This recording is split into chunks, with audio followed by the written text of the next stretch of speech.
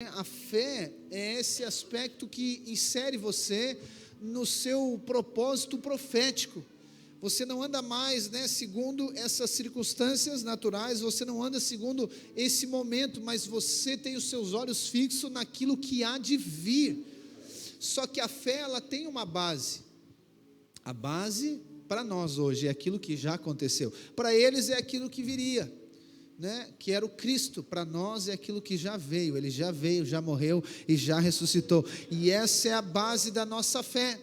E agora nós vivemos, de maneira profética, aquilo que o Senhor vai fazer, aquilo que o Senhor vai fazer através de nós. Não há mais nada que o Senhor faça para que eu e você venhamos a ser aceitos por Ele. Quando você crê em Cristo, na obra consumada do Calvário, você se torna filho de Deus. João capítulo 1, versículo 12 diz que é nos dado que um poder de ser tornado filho de Deus. E você é filho. Só que agora, como filho, existe um propósito para se cumprir através da sua vida. E o apóstolo Paulo fala, em Romanos capítulo 1, o quê? Que o justo, ele vai viver pela fé. O justo vai viver pela fé. Então esse é o novo estilo de vida que nos está proposto, a viver pela fé. E eu quero começar hoje falando, dos heróis da fé, usando esses personagens para gerar fé no seu coração. Não para você olhar para eles e achar que são pessoas, simplesmente são extraterrestres, são pessoas, não, são pessoas como eu e você, mas que eles creram de uma maneira que está diante de nós para crer. Se você quer viver o que você nunca viveu, você quer viver o que você nunca viveu, muitos dizem que você tem que fazer o que nunca fez, mas eu quero dizer para você, você precisa de crer como você nunca creu. Não crê em coisa diferente, crê na mesma coisa, mas de uma maneira profunda. É isso que vai acontecer com você nesses dias. A revelação do Espírito vai vir sobre você, e você será tomado por uma convicção de Deus, uma convicção no seu interior, e essa convicção, ela é mais forte do que as circunstâncias que você vai estar enfrentando. Essa convicção é mais forte que os desafios que você vai estar enfrentando. Essa convicção, ela vai gerar uma paixão dentro de você, e você vai ser alguém intenso em todas as coisas. Você vai se tornar inabalável, porque esse é o testemunho que Deus quer fazer através de você. Amém, irmãos? E eu quero iniciar hoje falando de Abel, e essa figura que está lá no início das Escrituras. Abel, ele é filho, de Adão e Eva. A palavra diz que Adão e Eva tiveram 2 filhos inicialmente, Abel e Caim. Alguns escritores dizem que eles são gêmeos, que o nascimento deles foi como Esaú e Jacó, mas isso a Bíblia não diz, mas eles usam alguns argumentos para chegar nesse ponto, sendo Caim o primogênito e Abel o segundo, comparando essa história, com a de Esaú e Jacó. Mas a história é essa, esses 2 filhos, e esses 2 filhos têm histórias distintas, e eu quero mostrar para você que lá na história de Abel, ali naquele fato que ocorre na vida dele, Deus já estava demonstrando a graça dele, Deus já estava demonstrando a maneira de relacionar com ele. Quando nós falamos aqui em relacionamento com Deus, nós vamos para as Escrituras, a gente vai ver basicamente 2 maneiras de relacionar com Deus, facilitar o seu entendimento, Uma maneira é chamada de antiga aliança, e a nova aliança. Então são 2 maneiras. A nova aliança, ela é um relacionamento com Deus que não necessita que eu ofereça algo. Então não necessita, por exemplo, que eu me comporte bem, não necessita que eu seja obediente, não necessita que eu tenha algum tipo de eficiência, não.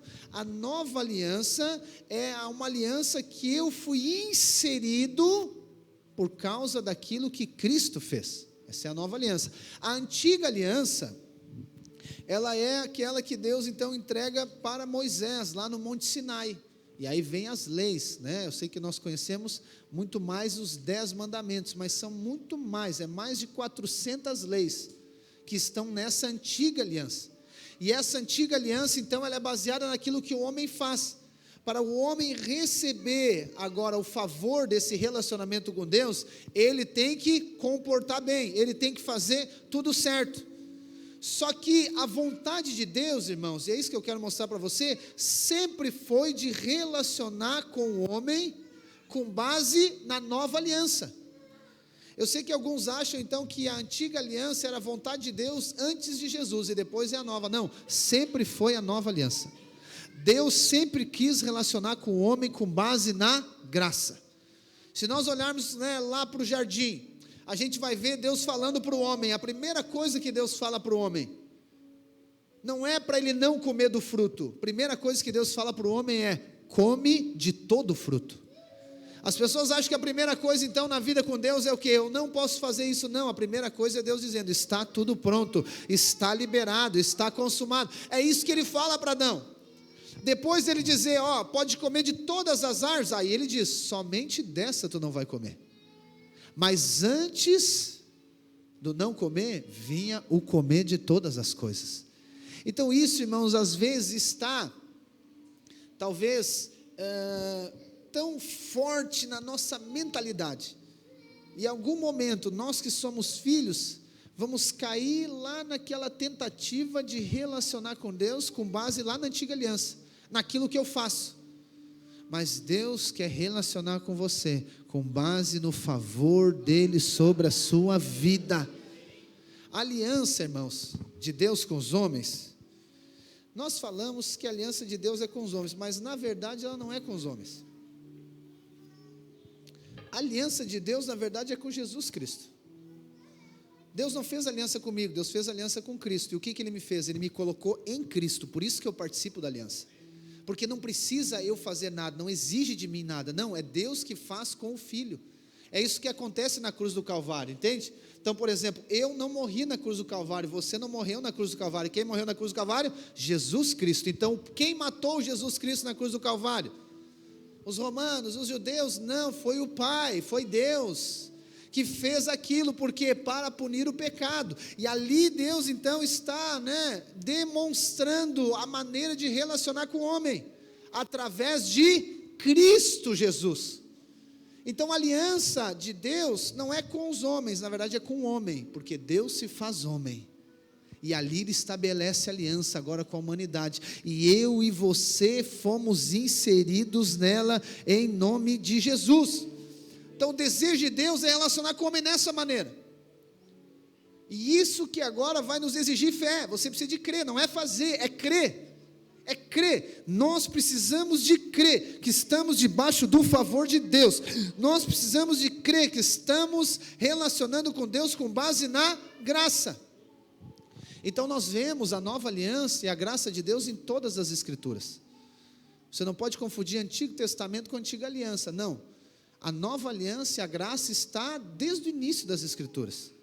E aqui eu quero mostrar para você que a história de Abel, então, ela nos traz esse vislumbre da graça,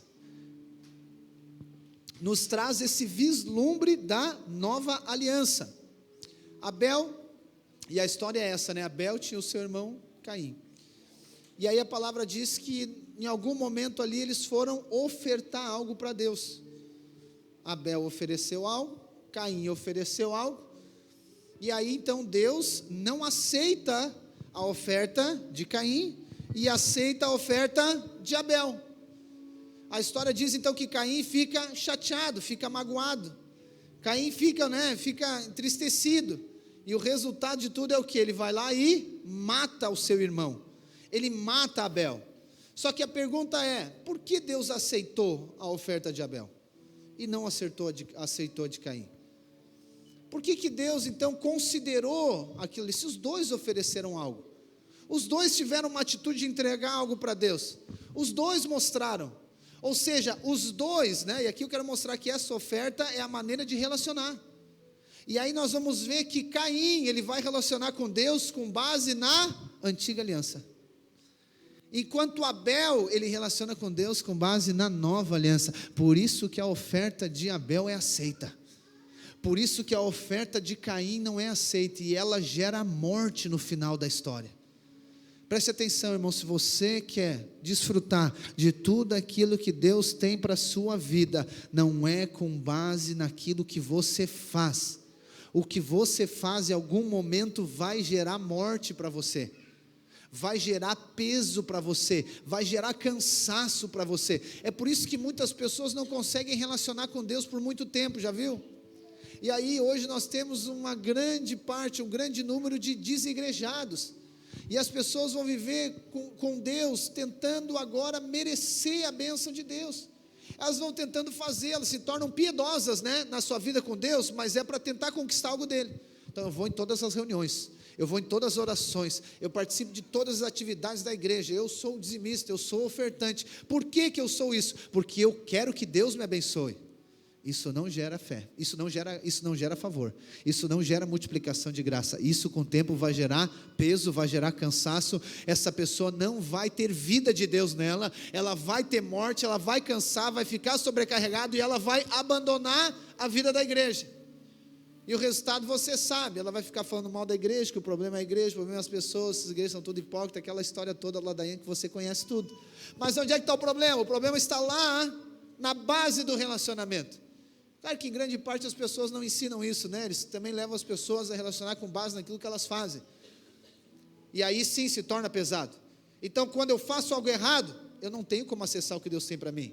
Por quê? Porque eu errei, eu falhei. Irmãos, olha só, se nós fôssemos relacionar com Deus na base daquilo que a gente faz, irmão, não ia ter ninguém de nós aqui, não ia sobrar nada de nós. Eu não sei quantos segundos de vida nós teríamos, entendeu? Por quê? Porque, lembra que o apóstolo Paulo fala em Romanos 6, ele diz, aquilo que eu quero fazer, eu não consigo fazer, e aquilo que eu não quero fazer, eu acabo fazendo. E ele diz o quê? Que miséria de homem que eu sou. Então se eu vou relacionar com Deus com base no que eu faço, irmãos, você vai viver condenado, acusado, você vai viver cabisbaixo. Não estou dizendo que você agora tem que fazer errado para ser abençoado, não é isso, mas mesmo que você tente, você não vai conseguir fazer tudo certinho, daquela maneira, não vai. Por isso que você tem que crer na nova aliança, você tem que crer na graça de Deus, você tem que crer no favor de Deus, e aqui que está a oferta de Abel.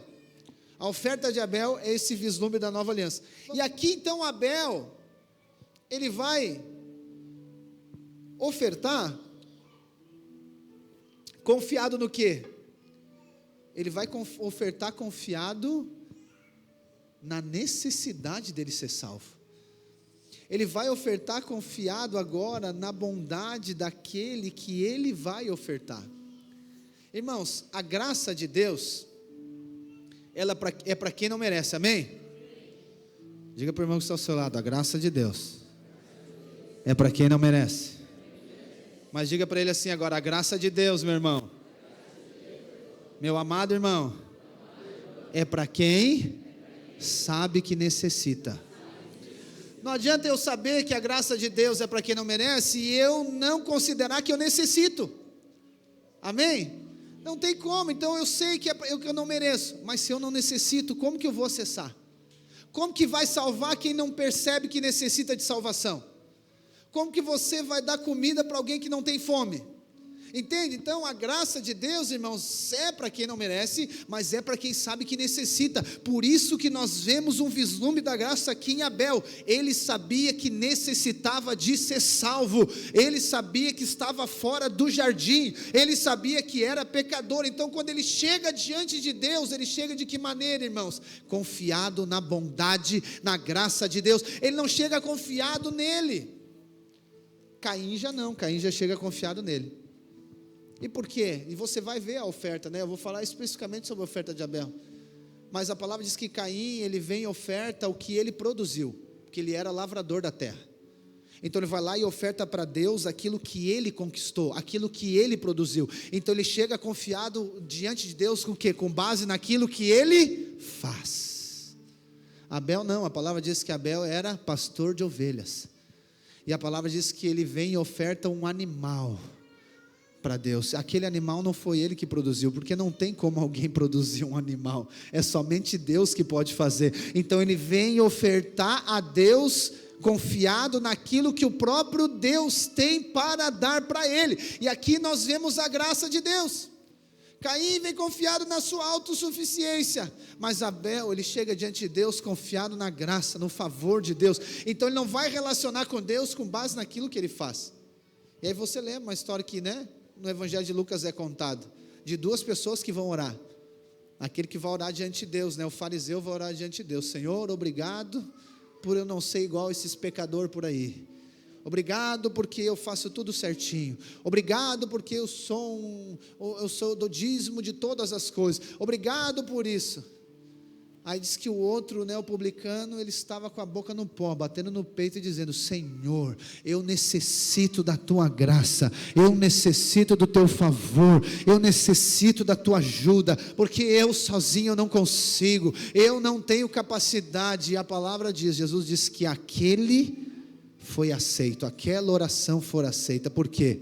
Porque ele chegou confiado, chegou diante de Deus não confiado no que ele faz, ele chegou confiado na bondade de Deus. Então se você quer, irmãos, receber da graça de Deus sobre a sua vida, se você quer viver com base na nova aliança, você precisa de ter essa revelação: nós necessitamos da graça dele, nós necessitamos do favor dele sobre nós.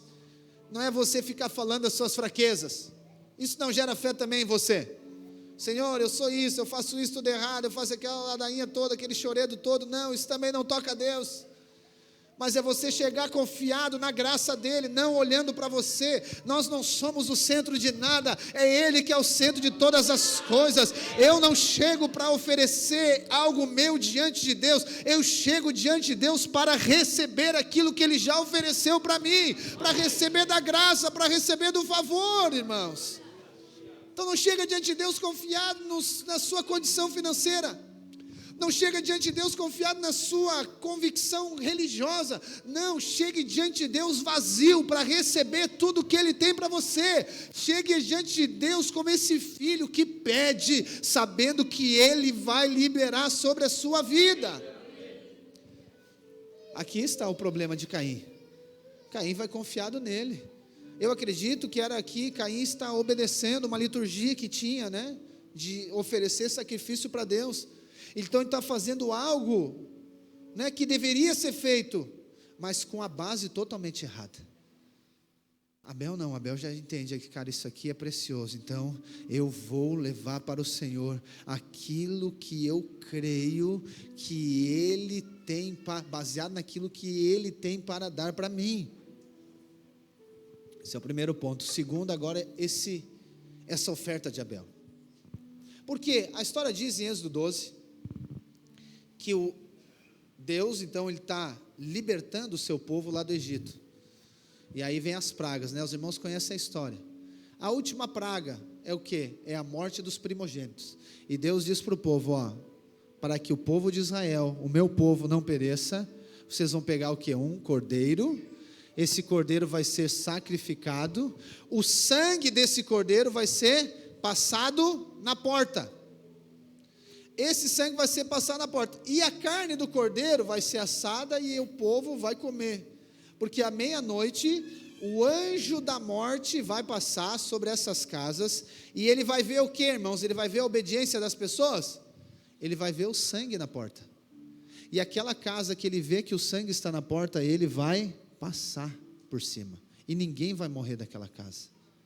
Então o sangue que foi lá passado naquela porta, é o sangue que aponta para o sangue do Cordeiro de Cristo, e esse é o sangue que está sobre a sua vida, está sobre você. Só que eu estava pensando, nós não precisamos ficar olhando para o sangue, porque a orientação bíblica não é nós olhar para o sangue, porque quem olha para o sangue é o anjo da morte, é Deus. O que Deus disse para o povo fazer? Entra para dentro de casa, pega esse cordeiro e faz o quê? Faz um churrasquinho, e come desse cordeiro dentro de casa, e fica descansado, porque nada vai acontecer com você, porque isso aqui é uma convicção, irmãos, é uma certeza, porque quando você fica olhando para o sangue, talvez você fique em dúvida se realmente você é perdoado. Será que eu sou perdoado? Será que eu sou perdoado? E aí eu imagino que aquelas famílias ali dos hebreus, né, lá no Egito, nem todas tiveram o mesmo comportamento. Eu acredito que algumas fizeram isso. Passou o sangue, descansa. Vamos fazer um churrasquinho, a esposa fazendo maionese, né, pão de alho, aquela coisa, espetando a carne, vamos fazer um cordeiro aqui. Mas eu acredito que teve outras famílias que ficaram apavoradas. Passou o sangue. E eles ficaram conversando, será que esse negócio vai dar certo? Será que realmente não vai alguém morrer aqui? Será que eu sou perdoado? Será que mesmo vai acontecer? E eles ficaram atribulados, mesmo o sangue estando na porta, eles não conseguiram desfrutar do cordeiro. E o que é o cordeiro? O que é essa brincadeira que eu fiz com o churrasco? É desfrutar da vida de Deus que Ele tem para você. Preste atenção, enquanto você não tem a convicção no seu coração de que você é perdoado, você não consegue desfrutar daquilo que Deus tem para você. Você não consegue desfrutar do cordeiro, você não consegue desfrutar da sua casa, da sua família, você não consegue desfrutar da vida da igreja, você não consegue desfrutar daquilo que Deus tem para você, porque se você está em dúvida, será que eu sou perdoado? Será que eu sou amado? Será que Deus não vai pesar a mão sobre mim? Será que essa semana a bênção de Deus está sobre mim? Será que eu estou fazendo tudo certo? Você fica procurando o problema em você fica olhando, meu Deus, será que eu fiz tudo certo essa semana? Eu fiz minha oração de manhã mesmo? Eu fiz a minha leitura bíblica? Você fica em dúvida, não fica com convicção. Mas quando você tem a revelação da nova aliança, oh irmãos, você está descansado no Cordeiro de Deus que tira o pecado do mundo. Você está descansado porque o sangue já foi derramado na cruz do Calvário. Você está em paz com Deus. É Romanos capítulo 5 versículo 1. Estamos em paz com Deus, justificados pela fé. Nós temos paz com Deus. Essa paz, não tem aquele peso, aquela condenação e aquela acusação. Porque você acha que, né, eu e você precisamos, irmãos, sim, trabalhar as nossas tarefas, fazer aquilo que tem que fazer, mas não pense que é isso que vai fazer você ser aceito por Deus. O que faz você ser aceito por Deus é o sangue que foi derramado lá no Calvário. O que faz você ser aceito por Deus é o cordeiro que foi oferecido no meu e no seu lugar. Essa é a nova aliança. E agora você tem liberdade para pedir. Agora você tem liberdade para relacionar com Deus. Agora você tem liberdade para viver o que Deus tem para você. Você tem liberdade para viver em paz com Deus. Você tem liberdade para crer, em frutificar para Deus. A paz de Deus, que excede todo entendimento, ela agora faz parte dos seus dias. Porque não há mais condenação para aqueles que estão em Cristo Jesus. Você é totalmente perdoado, profundamente amado e altamente favorecido. Essa é a nova aliança. Não depende do que eu faço. E aqui está o vislumbre da graça. Outro aspecto da oferta de Abel. A palavra diz que a oferta de Abel foi a primícia.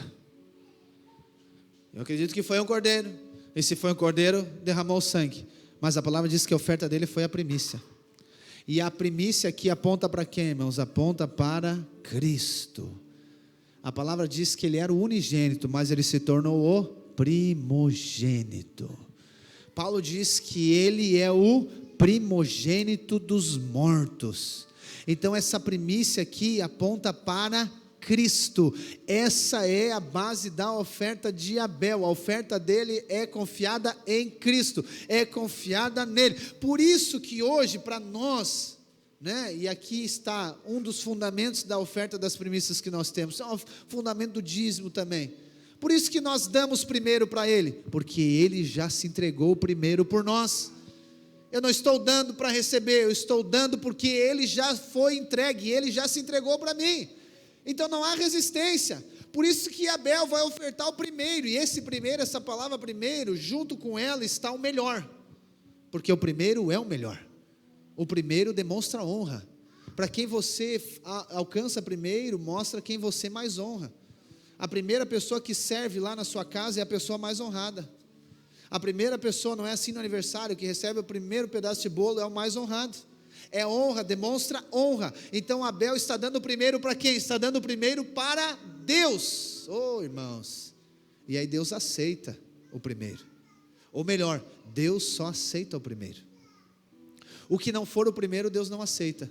Por quê? Porque dele é a honra, dele é o poder e dele é a glória. Ele não aceita o que não é o primeiro.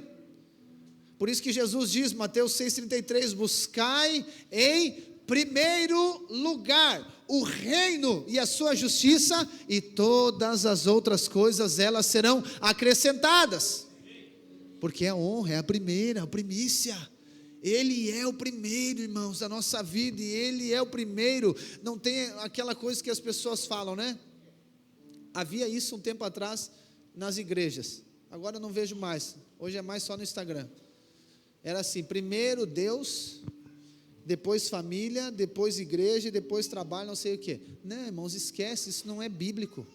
Não existe separação entre Deus e a igreja. Ele é o cabeça e a igreja é o corpo. Como é que separa cabeça e corpo? Né? Só aquelas mulheres que tinham aquele negócio aqui para separar, lembra? Não separa, não tem como. Ele é o primeiro, sempre, em todas as coisas, em todos os momentos é o Senhor, o reino em primeiro lugar, é inegociável. Então não é só o primeiro, Ele é o tudo para nós. Tudo é dele, por Ele, para Ele são todas as coisas. E por que eu considero desse jeito? Porque Ele se entregou por mim. Outro aspecto aqui da oferta de Abel é que essa oferta, esse sacrifício foi aceito, irmãos. Isso aqui é poderoso. E aí eu já vou introduzir a questão da justiça pela fé. Não foi só ele oferecer o sacrifício foi aceito. Então esse cordeiro, ele era perfeito. Ele foi considerado, né? Deus, quando pega a oferta de Abel, Ele olha para ela e diz, essa oferta ela é perfeita, ela passou no padrão de qualidade. É a mesma coisa que aconteceu quando Jesus Cristo foi oferecido na cruz do Calvário. Deus olhou para ele e disse, esse aqui é perfeito, esse aqui não tem pecado. Então se ele não tem pecado, ele pode pagar pelos pecados dos outros, porque ele não tem defeito, ele é puro, sem ruga, sem mácula, ele é perfeito. E aqui mostra, né, o vislumbre também da nova aliança lá no Antigo Testamento, na Antiga Aliança, os sacrifícios, como que acontecia no tabernáculo e no templo. Então a pessoa trazia um animal para ser sacrificado, um cordeiro, e esse cordeiro tinha que ser perfeito esse cordeiro. E aí o sacerdote, ele avaliava o cordeiro. Então eu trazia o cordeiro para ser sacrificado pelos meus pecados. Então esse cordeiro, ele era avaliado, se ele não tinha uma doença, se ele não tinha uma mancha, se ele não era capenga, caolho, se ele não tinha uma doença, alguma coisa. Aí o sacerdote olhava, ele é perfeito. O que o sacerdote fazia? Ele colocava as mãos sobre a pessoa e sobre o cordeiro, e ali acontecia uma substituição. Os pecados daquela pessoa, ele era transferido pela fé para aquele cordeiro, e aquele cordeiro que era perfeito, ele se tornava pecador. Os pecados do homem iam para o cordeiro, e depois esse cordeiro, ele era levado para ser sacrificado, e os pecados daquela pessoa eram perdoados. É isso que aconteceu comigo e com você. Essa é a máxima da nova aliança. 2 Coríntios capítulo 5, versículo 21. A palavra diz que ele nunca pecou, mas Deus o fez pecado para que nós pudéssemos ser feitos justiça de Deus. Então os nossos pecados foram transferidos para Cristo. Só que Ele é perfeito, Ele nunca pecou, mas Ele foi sacrificar no nosso lugar. E quando Deus olha para Ele, Deus diz, esse aqui é perfeito, esse aqui eu aceito, esse sacrifício sim, esse passou no padrão de qualidade. Essa é a oferta de Abel, essa é a nova aliança, é nessa base que nós cremos, irmãos.